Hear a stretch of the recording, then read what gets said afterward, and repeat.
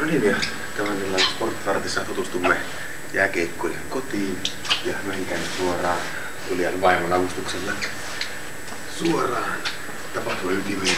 Siellä tapahtuu suoraan suuren urheilusankarin. Teräsiväisemme kotiin. Jälkeenkään ruuan tuoksu täyttää sierään yli. Vanhan viidannen valtaan laskeutunut tuoksu, kuten jääkiekkoilijan kotiin kuuluukin. Menkää pöydämmälle ja täällähän meidän päiväsankarimme onkin. Hyvää iltaa. Sporttivartista hyvää iltaa. Onko tää Lasikasen tee?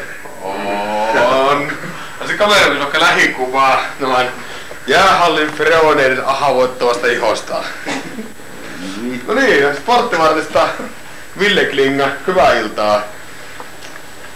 Hyvää iltaa.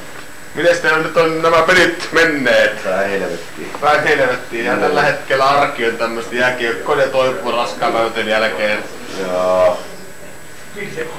No niin, tutustutaanpas. Ai.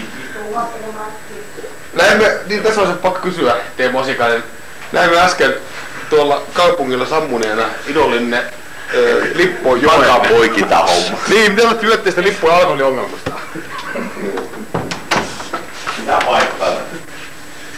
Kuva ja niin katsotaanpas nopeasti jääkaappi. Kyllä on maksamattomia sähkölaskuja näkyy Upsista keikka.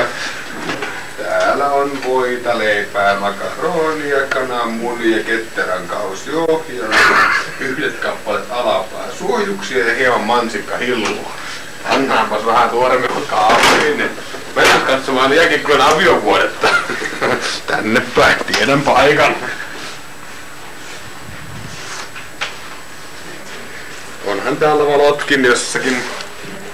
Tässä kelpaa kiekkoilijan kölliä.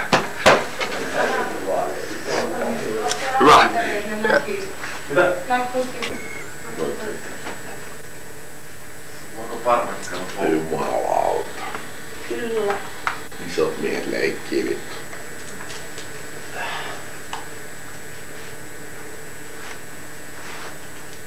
Teemu. Kun olet ottanut Reijo toiseen kirkkoon? Sporttivartin puolesta haluaisin kiittää. Joni Petteri Osikainen. Näissä merkeissä päätämme lähetyksen nyt. Onnea. Olet Mitä sanoo? Aha. Häviää. Kuumeratsia.